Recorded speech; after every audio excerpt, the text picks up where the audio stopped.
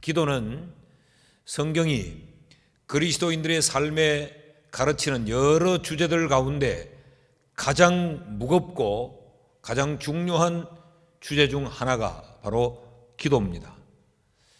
바울 사도는 쉬지 말고 기도하라 라고 말했습니다. 이것이 바울 개인의 권면이 아니고 우리를 향한, 하나님의 백성을 향한 하나님의 뜻이다 라고 일깨워 주었습니다.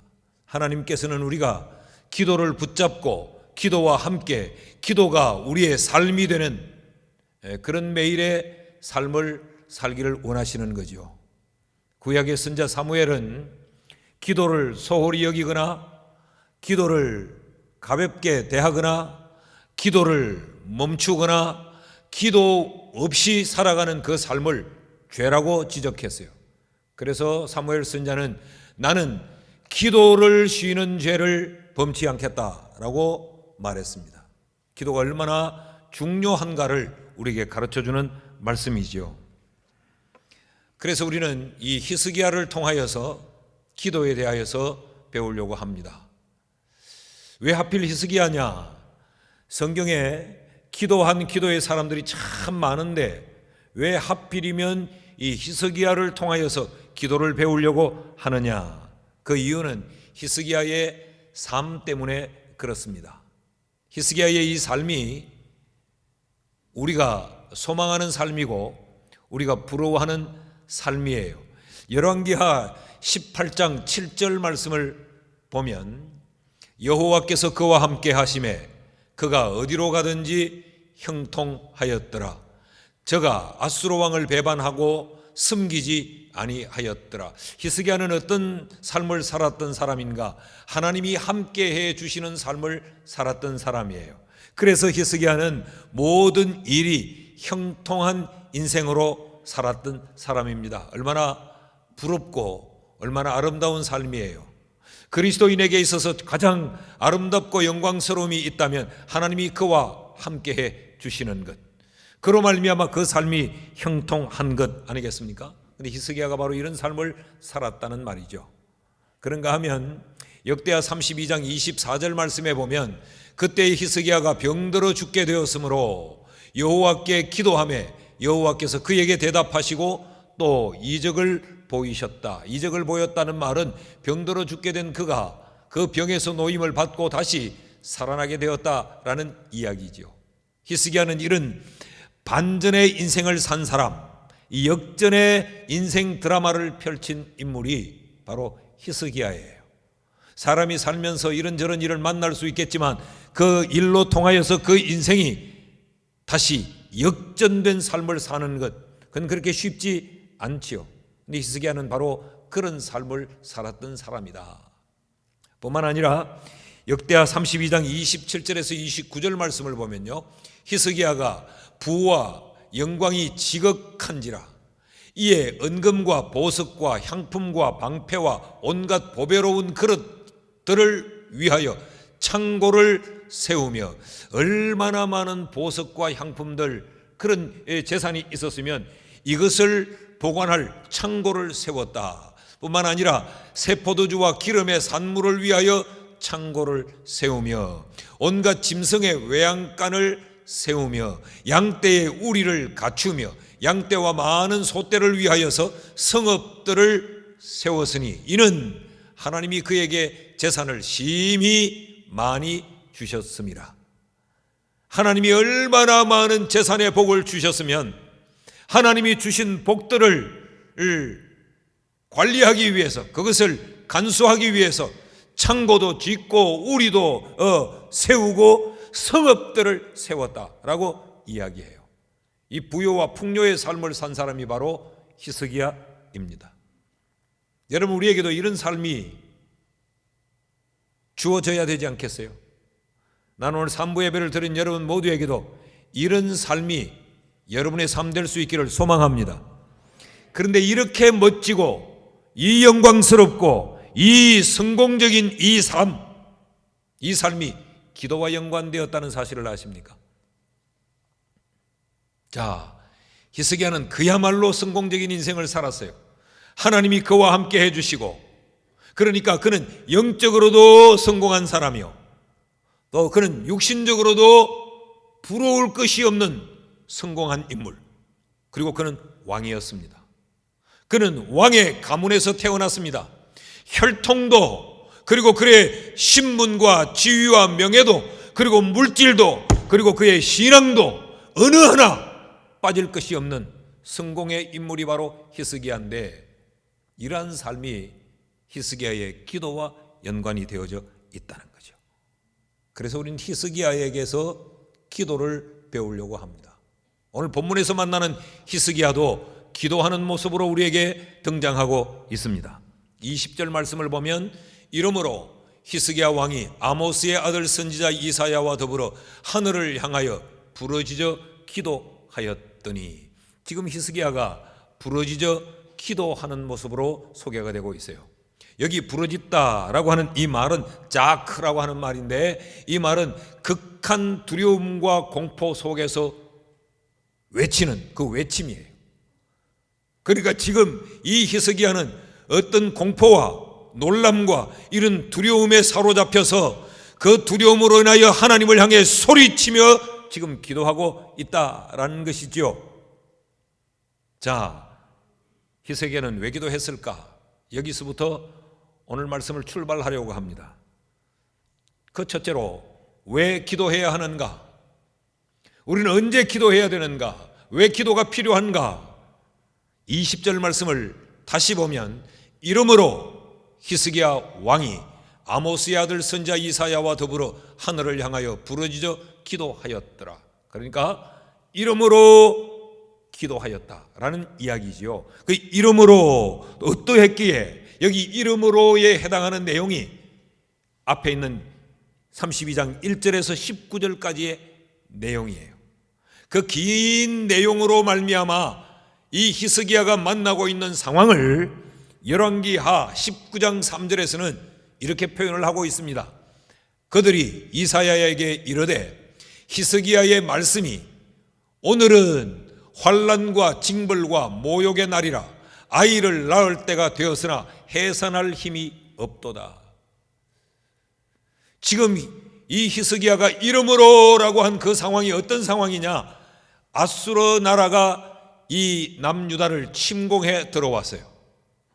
침공해 들어왔는데, 그 아수르의 침공으로 인하여서 지금 이들이 상황이 어떠했느냐? 환난의 상황이 되어버렸다는 거죠. 마치 하나님으로부터 큰 징벌을 받는 것 같은 그 어마무시한 그런 상황에 직면해 있다는 거예요. 이 아수르가 침공을 해 들어오면서 하나님도 조롱하고 하나님의 백성들도 지금 막 까불리고 있는 상황이라 이들이 모욕을 당하는 상황. 그래서 오늘은 환난의 날이요, 오늘은 징벌의 날이요, 오늘은 모욕의 날이다. 그런데 이런 환난과 모욕을 당하는 이 상황도 해결할 수 있는 힘과 능력과 방법을 가지고 있으면 될 텐데, 이어서 나오는 이야기가 뭐예요? 해산할 힘이 없도다. 이 문제를 해결할 힘이 없었다는 거죠. 어떻게 이 고비를 넘어설까? 어떻게 이 상황을 이겨낼까? 어떻게 하면 지금 이런 환난의 상황을, 이런 모욕적인 이 상황을, 이 징벌을 받은 것 같은 이 상황을 어떻게 하면 벗어날 수 있을까? 답이 없다라는 이야기입니다. 이런 상황을 한 단어로 표현하면 위기입니다. 지금 이 히스기야와 남유다 왕국은 벼랑 끝에 서 있습니다. 이것이 히스기야가 부르짖어 기도한 이유예요. 그렇게 히스기야는 우리에게 이렇게 가르칩니다. 왜 기도해야 되느냐? 인생에 만나는 위기 때문에 기도해야 된다라고 가르치는 거죠. 히스기야는 인생의 위기를 만날 때 기도를 붙들어야 된다는 이 원리, 그리스도인의 가장 기본적인 이 삶의 원리를 잘 알고 있던 사람이에요. 내 인생의 위기를 만날 때 그 위기 앞에서 아무런 해답도 능력도 방법도 없을 때 그때는 기도를 붙들어야 된다. 기도가 무기다 라는 걸 이 히스기야는 잘 알았던 사람이에요. 그 인생에 질병이 찾아와 죽음의 위기를 히스기야가 경험합니다. 열왕기하 20장 1절을 보면 그때의 히스기야가 병들어 죽게 되매 아모스의 아들 선지자 이사야가 그에게 나와서 그에게 이르되 여호와의 말씀이 너는 집을 정리하라 네가 죽고 살지 못하리라 하셨나이다. 이사야 선지자를 통하여서 하나님의 말씀이 전달되는데 집 정리해라. 넌 못 산다. 여러분 이게 얼마나 엄청난 소리예요. 충격 중에 충격이요. 그 인생에 만날 수 있는 최고의 위기. 그런데 히스기야는 이때 절망하지 않았어요. 하나님이 죽는다면 이라고 포기하지 않았어요. 그 위기 앞에서 그는 주저함이 없이 기도를 붙듭니다.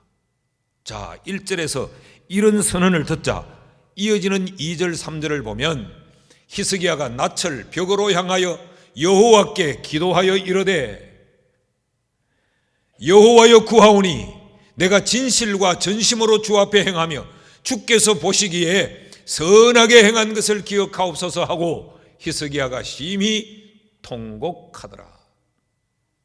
심히 통곡하면서 기도했다는 말은 하나님 앞에 부러지져서 기도했다는 이야기죠. 그랬더니 어떤 결과가 주어졌느냐? 5절 6절 말씀을 보면 너는 돌아가서 내 백성의 주권자 히스기야에게 이르기를 왕의 조상 다윗의 하나님 여호와의 말씀이라 내가 네 기도를 들었고 내 눈물을 보았노라.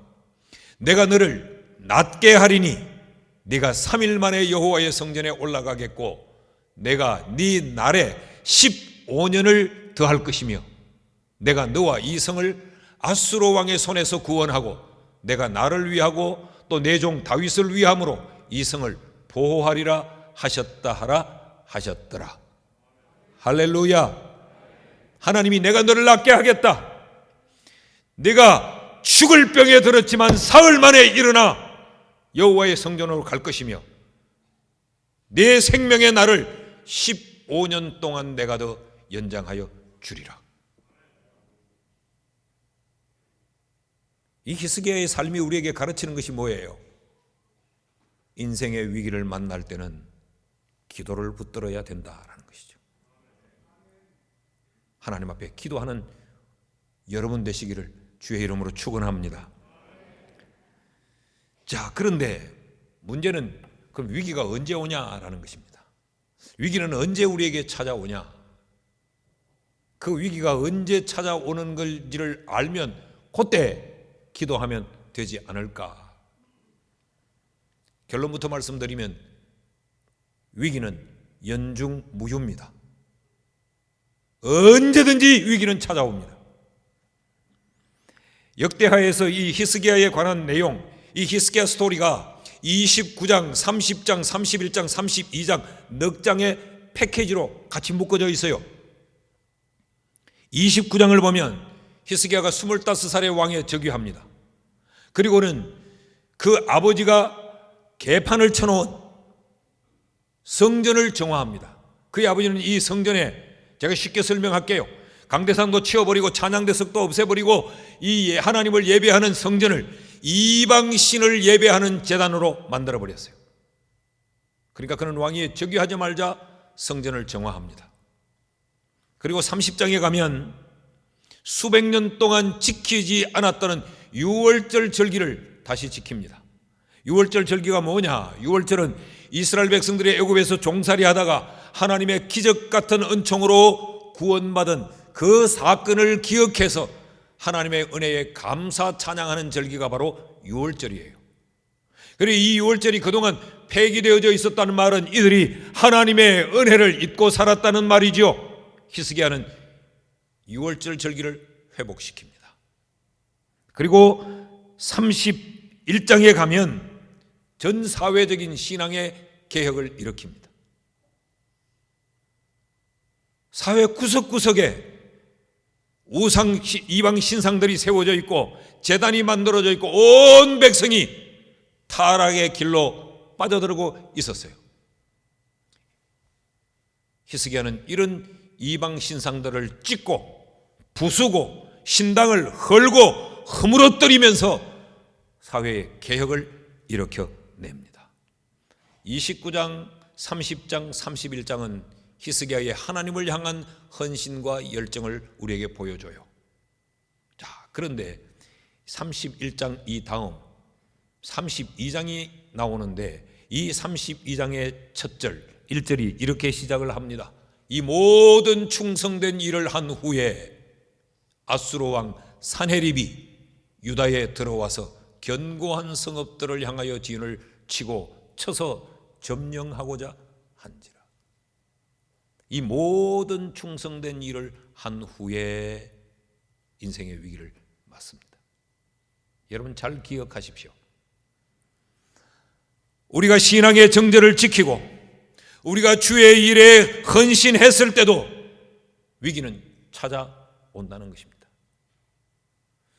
열심히 신앙생활하면 그 삶에는 위기가 없다. 거짓입니다.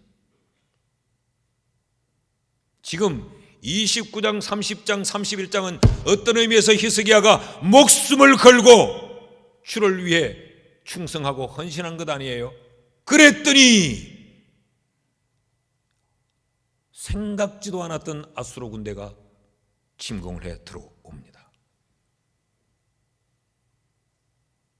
자, 이런 위기가 찾아오자 히스기야의 반응이 뭐였느냐? 이건 뭐야? 아니, 내가 지금 어떻게 헌신했는데, 내 신앙생활을 어떻게 했는데, 이건 뭐지 이거? 신앙의 회의를 갖거나 하나님을 향하여서 원망하거나, 야, 이렇게 주를 위해 열심히 했는데도 이런 상황이 내게 펼쳐져? 하나님도 필요 없네. 그리고 예배를 무시하고 신앙의 자리에서 떠나거나 그러지 않았어요. 그건 이 상황에서 최선을 다합니다. 2절에서 5절까지의 말씀을 보면 이런 내용의 말씀이 기록되고 있어요. 자, 아수르 군대가 쳐들어오니까 이 지역은 물이 귀한 광야의 지역이죠. 그러니까 이 땅에 물샘을 다 봉해버립니다. 그래서 아수르 군대가 물을 구하지 못하면 자진 퇴각하거나 아니면 그곳에서 다 죽어버리도록. 그런데 이 기온샘이 물이 펑펑 땅 속에서 솟아오르는 기온샘이 있었어요. 이 기온샘을 땅굴을 파서 땅 속에 지하 수로를 파서 수로 500m의 수로를 파서 예루살렘 성 안으로 물을 끌어들입니다. 이것은 아수르가 물을 못 구해서 죽도록 하거나 또 혹시 아수르 군대에 의해 예루살렘 성이 포위를 당할지라도 성 안에서는 그 물로 생명을 이어가기 위해서. 그러니까 지금 여러분 땅 속에 이 수로를 판다는 게 이게 쉬운 일입니까? 그런 뿐만 아니라 무너진 성벽들을 수리합니다. 전쟁을 치르기 위해서. 그리고 망대를 세웁니다. 적의 동태를 살펴서 전쟁에 패하지 않으려고. 그리고 백성들에게 여러 무기와 방패를 준비하라고 명령하고 적과 싸울 최선의 준비를 다합니다. 누구를 위하여서? 남유다 백성들을 위하여서. 그러면 그 결과가 어떻게 되어져야 되느냐? 좋은 결과로 나타나야 될 텐데 뜻밖의 히스기야는 모함과 비방과 조롱을 받게 됩니다. 11절 말씀을 보면 히스기야가 너희를 깨어 이르기를 우리 하나님 여호와께서 우리를 아수르 왕의 손에서 건져내시리라 하거니와 이 어찌 너희를 주림과 목마름으로 죽게 함이 아니냐.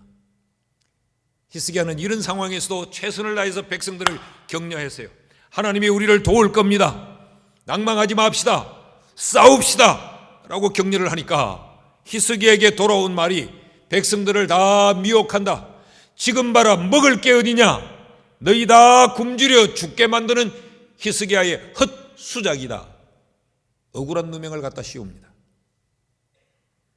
15절 말씀을 보면 그런즉 이와 같이 너희는 히스기야에게 속지 말라, 꾀임을 받지 말라, 그를 믿지도 말라. 어떤 백성이나 어떤 나라의 신도 능히 자기의 백성을 나의 손과 나의 조상들의 손에서 건져내지 못하였으니 하물며 너희 하나님이 너희를 내 손에서 건져내겠느냐 하였더라. 지금 이게 아수르 군대가 하는 이야기예요. 히스기야가 속임수를 부린다. 백성들을 거짓으로 꾀인다. 절대로 속지 마라. 히스기야는 좋은 왕이 아니다. 좋은 지도자가 아니다. 우리가 여러 나라를 침공해 봤는데 그 나라를 갈 때마다 그들이 다 자기들이 믿는 신이 있더라. 그런데 그 신이 있어도 소용이 없더라. 우리가 친히 다 무너지더라. 그러니까 너희가 지금 하나님을 믿고 하나님이 너희 편이라고 하는 것, 그것도 별 수 없을 것이다. 지금 아수르 군대가 이렇게 뒤흔들고 있습니다.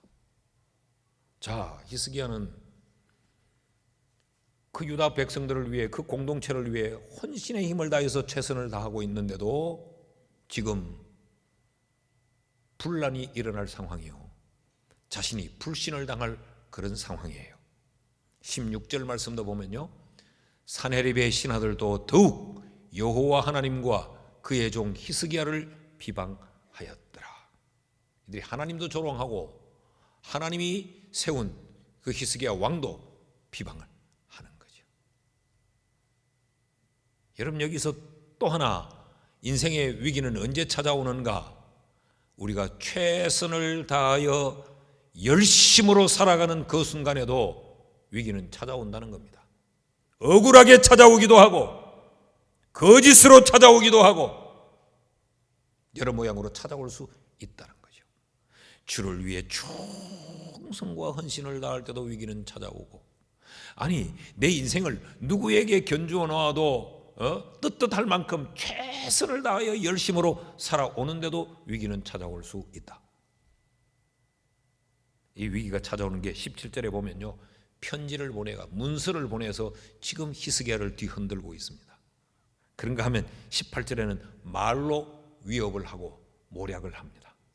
그런가 하면 16절에 보면 사람을 보내어서 다른 사람들로 하여금 뒤흔들고 있어요. 지금 히스기야는 굉장한 위기에 처하여 있습니다. 최선을 다했는데도 말이죠. 자, 하나님을 위하여서 헌신하고 그는 하나님이 세워준 그 자리에서 부끄럽지 않게 최선을 다하고 있는데도 위기가 찾아왔어요. 19절 말씀을 보면 그들이, 이 아수르의 군대가 예루살렘의 하나님을 비방하기를 사람의 손으로 지은 세상 사람의 신들을 비방하듯 하였더라. 그러니까 이들이 지금 이 이스라엘 백성들이 믿는 그 하나님도 마음대로 비방하고 하나님에 대한 두려움이 없이 지금 이 짓을 한다는 거예요. 그러니까 하늘과 땅의 전면전을 지금 선포하고 있는 거죠.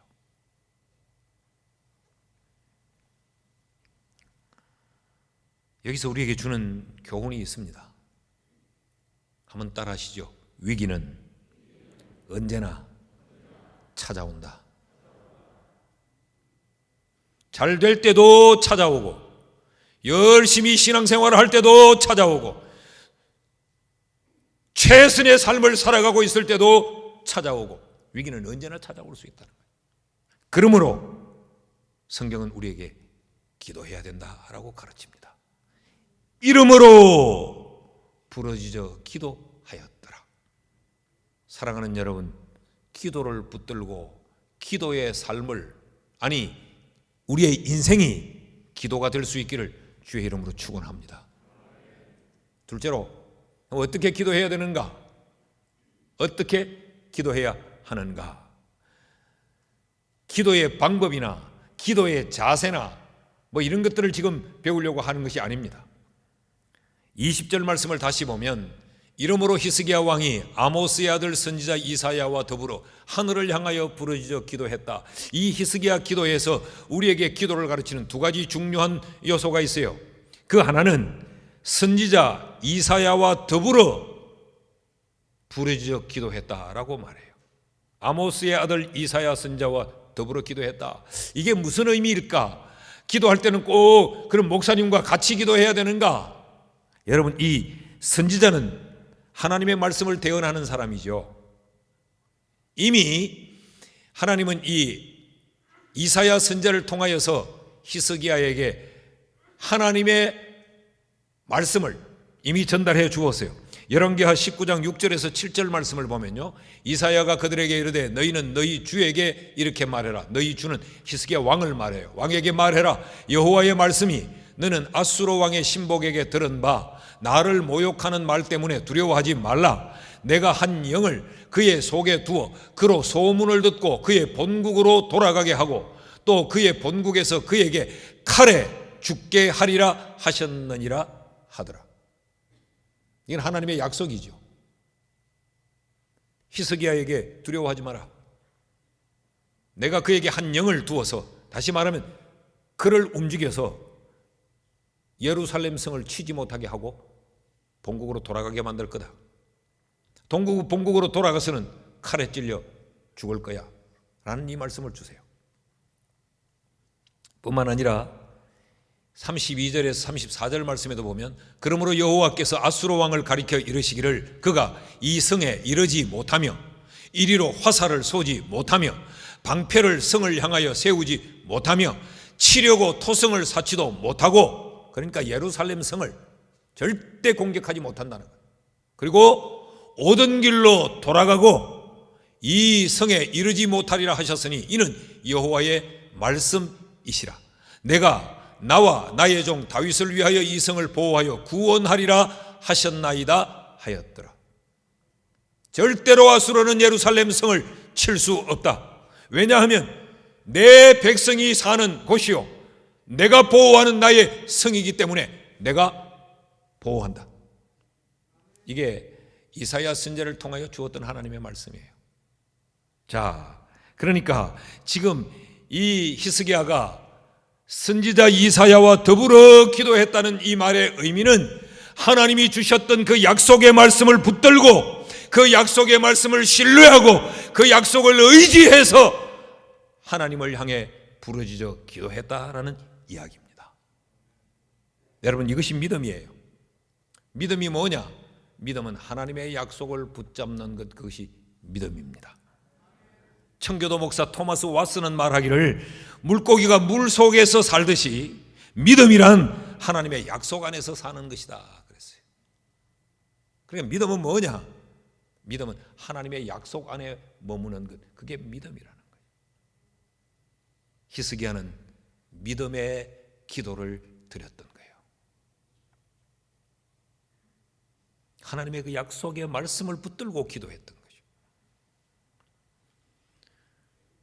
기독교 변증학자 C.S. 루이스는 말하기를 믿음이 뭐냐? 믿음이란 아무리 기분이 바뀌어도 우리의 감정이 죽걸트씩 변해도 한 번 받아들인 하나님의 약속을 끝까지 고수하는 기술, 그게 믿음이다 그랬어요. 믿음이란 우리가 처한 상황에서 우리의 감정이 이렇게 춤을 추고 우리의 상황이 이렇게 변해 내 기분이 이렇게 바뀌고 저렇게 바뀔지라도 내가 한 번 받아들인 그 하나님의 약속을 끝까지 붙잡고 있는 것, 그게 믿음이라 그랬어요. 히스기야는 우리에게 이런 기도를 가르치고 있습니다. 기분 따라 하는 기도가 아니고 상황 따라 하는 기도가 아니고 하나님의 약속 따라 하는 기도, 이것이 히스기야의 기도였어요. 기도는 이렇게 하는 거야 라고 가르치고 있습니다. 여러분, 많은 경우에 우리가 신앙생활, 우리가 교회 생활할 때도 우리는 상황 따라 우리가 이런 상황이 오면 그 상황 따라 교회 생활도 이렇게 저렇게 바뀌고 우리의 신앙생활도 우리의 기분 따라 이리저리 휘둘리는 경우가 얼마나 많습니까? 그러면 우리의 신앙의 선배들은 그런 수치와 모욕을 당하면서 총칼의 위협 앞에서도 하나님의 말씀을 붙들고 믿음으로 신앙의 길을 갔는데 그들은 바보입니까?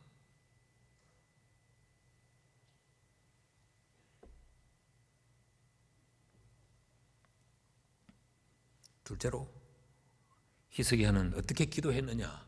하나님의 약속의 말씀을 붙들고 기도했을 뿐만 아니라 그는 하늘을 향해 부르짖어 기도했어요.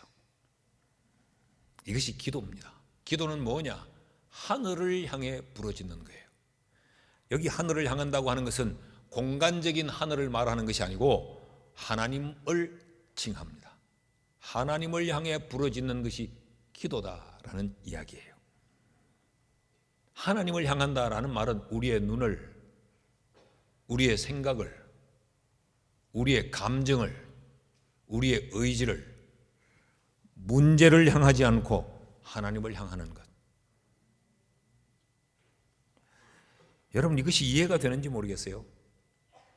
하나님을 향하지 않는 부르짖음은 사람의 한풀이요, 스트레스 해소요, 공허한 외침이지 기도가 아닙니다. 많은 경우에 우리는 이런 위기 때문에 어찌할 수 없어서 기도라 불리워지는 자리에 나오기는 하지만 우리는 하늘을 향해 부르짖는 것이 아니라 우리의 눈은 문제에 가 있고 우리의 생각도 문제에 가 있고 내 기분과 감정도 오직 문제에 가 있어요. 문제를 바라보고 우리는 부르짖습니다. 그러니까 우리의 한을 푸는 것은 되지만 하나님을 향한 기도의 부르짖음이 아닌 경우가 너무 많은 거죠. 사랑하는 여러분, 두려움이 여러분에게 있습니까? 이 두려움은 사람 때문에 두려울 수도 있고 코로나 바이러스 때문에 두려울 수도 있고 내 미래를 어떻게 살아갈까? 미래에 대한 두려움도 있을 수 있어요. 직장, 경제, 여러 가지 두려움이 우리에게 있을 수 있죠. 그 두려움 앞에서 어떻게 하고 계십니까? 우리는 나가 두려운 것, 나를 고통스럽게 만드는 것, 나를 힘들게 하는 것, 나를 슬프게 만드는 것, 내 기분을 상하게 만드는 것, 내 감정을 건드리는 것, 그거 없애버려라. 이 성경은 네가 하늘을 향해 부르짖어라라고 말해요. 하늘을 향해 부르짖어라. 그래서 세상의 상식적인 이 세상적 처방과 신앙의 처방이 다른 경우가 참 많습니다. 참 많습니다. 무엇 때문에 고통스러우신지요?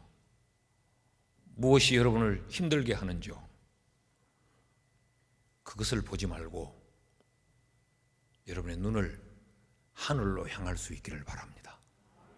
그리고 그 하나님께 나의 힘듦을 소리치십시오. 외쳐 불러요. 그럼 하나님이 응답하십니다. 하나님이 해결하십니다. 이것이 히스기야가 우리에게 가르쳐주는 기도의 방법이에요. 셋째로, 기도. 그럼 이렇게 한 기도의 결과는 무엇인가? 기도의 결과는 뭐냐? 자, 20절 이 끝자락을 보면 20절 끝자락에는 이러므로 히스기야 왕이 아모스의 아들 선지자 이사야와 더불어 하늘을 향하여 부르짖어 기도하였더니 라고 말하죠. 기도하였더니 라고 말하는데 이 기도하였더니와 이어지는 21절의 시작이 어떻게 되느냐? 여호와가 등장을 합니다. 인간이 부르짖어 기도하면 그 부르짖어 기도하는 것에 등장하는 존재가 누구냐? 여호와 하나님이에요. 여호와께서 한 천사를 보내요. 하나님이 등장하시고 하나님이 일하기 시작하시는 거죠. 21절을 다시 한번 띄워주시겠습니까? 여호와께서 한 천사를 보내어 아수르 왕의 진영에서 모든 큰 용사와 대장과 지휘관들을 멸하신지라. 아수르 왕이 낯이 뜨거워 그의 고국으로 돌아갔더니 그의 신의 전에 들어갔을 때에 그의 몸에서 난 자들이 거기서 그를 칼로 죽였더라. 여러분, 이것이 기도의 결과입니다. 이것이 기도의 응답입니다. 이게 기도의 수학입니다. 저는 특별히 이 표현 가운데 아수르 왕이 낯이 뜨거워 본국으로 돌아갔다, 이게 얼마나 통쾌한지요. 아수르 왕이 얼마나 잘난 체를 했습니까? 너희가 하나님 믿어도 그 하나님이 너희를 지키고 보호해 주는 거 다 개소리다. 히스기야가 너희에게 뭐 하나님이 우리와 함께 해주신다고 약속했다, 웃기지 마라. 너희 히스기야에게 속는 거다. 그래서 히스기야를 공경으로 몰아넣고 이스라엘 백성들에게 갈등을 조장시키고, 그리고 이들을 두려움 가운데로 몰아넣었는데, 히스기야가 기도했더니 아수르 왕이 낯이 뜨거웠다는 거예요. 요즘 아이들 쓰는 말로 쪽팔려가지고 어쩔 줄을 몰랐다, 잘난 체 하다가. 그리고 돌아가서 하필 왜 신전에 들어갔는지 모르겠어요. 그랬는데 그의 몸에서 난 자들에 의해 칼에 찔려 죽습니다. 하나님의 말씀이 성취된 겁니다. 아수르의 왕이 죽었다는 말은 문제가 해결되었다, 위기의 상황이 해소됐다는 의미이면서 동시에 하나님의 약속이 성취됐다, 하나님은 실현하시는 하나님이 아니라는 말이죠. 앞에서 봤지만 다시 한번 읽을까요? 열왕기하 19장 7절 다시 한번 읽어봅시다. 내가 한 영을 그 속에 두어 그로 소문을 듣고 그의 본국으로 돌아가게 하고 또 그의 본국에서 그에게 칼에 죽게 하리라 하셨느니라 하더라. 이 말씀이 그대로 이루어지는 거예요. 이것이 무엇 끝에 이루어집니까? 기도 끝에. 기도 끝에.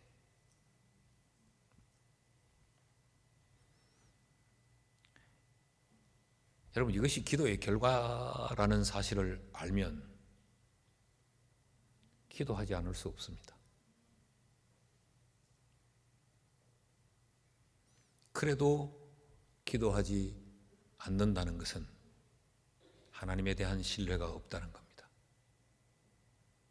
성경을 하나님의 말씀으로 받지 않는다는 겁니다. 교회는 나오나 그저 종교 생활로 스스로 안위를 받는 것뿐, 살아계신 그 하나님의 보호를 받지는 않겠다라는 것입니다. 이것은 만용이요, 이것은 불신앙입니다. 열왕기하 19장 35절 말씀을 보면요, 이 밤에 여호와의 사자가, 이 밤은 어떤 밤입니까? 히스기야가 하나님의 약속을 붙들고 그 두려움 가운데 소리치며 부르짖어 기도하던 밤이에요. 그 밤에 여호와의 사자가 나와서 아수르 진영에서 군사 18만 5천 명을 친지라. 아침에 일찍 일어나 보니 다 송장이 되었더라. 할렐루야. 이게 기도의 결과예요.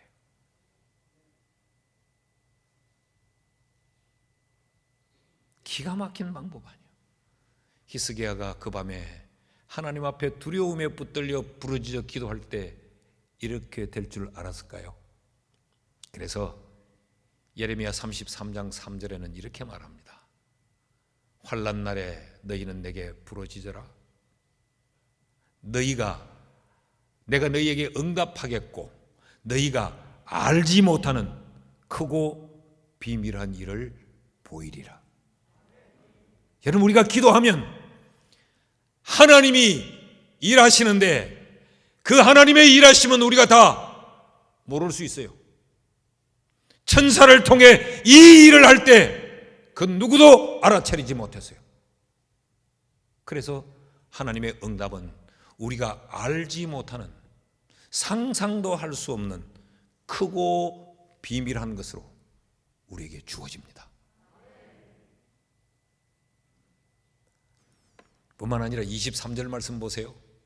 여러 사람이 예물을 가지고 예루살렘에 와서 여호와께 드리고 또 보물을 유다 왕 히스기야에게 드린지라. 이후부터 히스기야가 모든 나라의 눈에 존귀하게 되었더라. 이후부터 히스기야가 모든 나라의 사람들의 눈에 존귀한 자가 되었더라.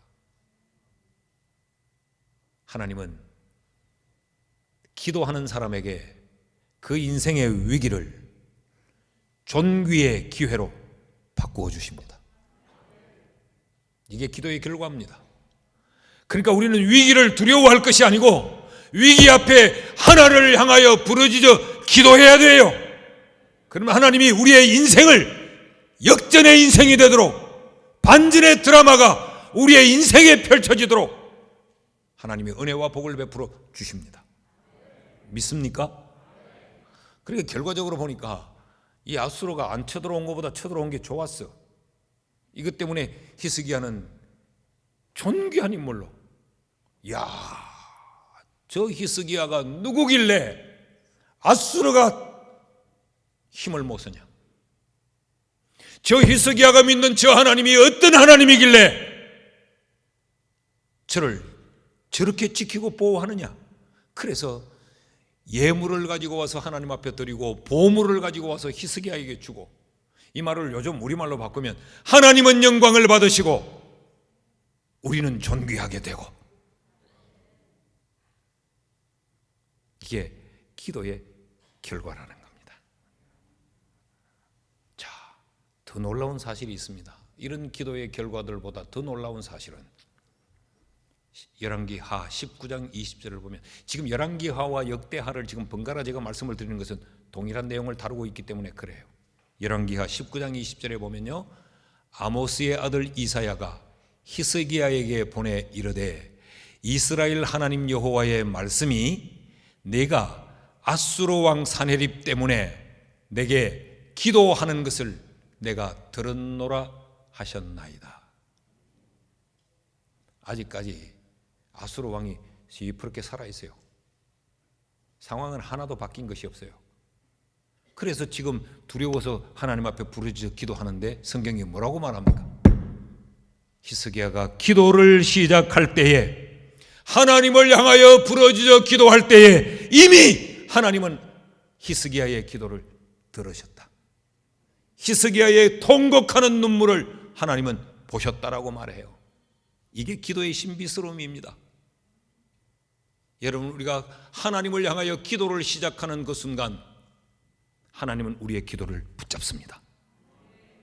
우리가 하늘을 향하여 부르짖어 기도하는 그 순간 하나님은 이미 일하시기 시작해요.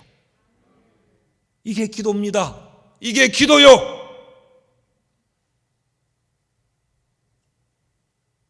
(30년) (40년) (50년) 인생을 살면서 풀려지지 않는 문제가 있습니까? 덮어놓고 있지 말고 기도하러 나와요. 내 삶의 위기의 상황이 있는데 자존심 때문에 괜찮은 듯, 아무렇지도 않은 듯 그렇게 살지 마세요. 기도의 자리에 나와 해결하십시오. 이런 말씀이 역대하 20장에도 나타나요. 모압 동맹군이 이스라엘 나라를 침공하러 들어옵니다. 그 이 불안의 위기 가운데 하나님이 그들에게 말씀을 하세요. 전쟁을 할 때 너희는 내 방식대로 해라. 찬양대를 조직해라. 그리고 찬양대를 앞장 세우고 그리고 전쟁에 나가거라. 그래서 이들은 이대로 순종을 해요. 역대하 20장 22절 말씀을 보면 그 노래와 찬송이 시작될 때에 여호와께서, 이들이 그 찬양대를 구성하고 하나님의 말씀대로 찬양을 하며 전쟁터로 나가는 이 시작 때에 여호와께서, 이때 벌써 하나님은 등장해요. 여호와께서 복병을 두어 유다를 치러 온 암몬 자손과 모압과 세일 주민들을 치게 하심으로 그들이 패하였으니, 하나님이 시키는 대로 노래를 시작하는데 하나님이 일하기 시작하는 거예요. 이게 하나님이세요. 여러분, 우리가 기도를 시작하면 우리의 눈에는 보이지 않지만 영이신 하나님이 작업을 시작하십니다. 우리가 그 때가 언제인지, 그 결과를 우리에게 가져줄 때가 언제인지를 몰라 우리가 초조한 것이지만 하나님의 때는 반드시 옵니다. 왜요? 하나님이 일하고 계시니까. 최고의 하나님은 최상의 순간에 우리에게 최선의 선물로 반드시 안겨주십니다. 오늘 이 말씀을 붙잡고 이 말씀에 운명을 거는 자가 되기를 원합니다.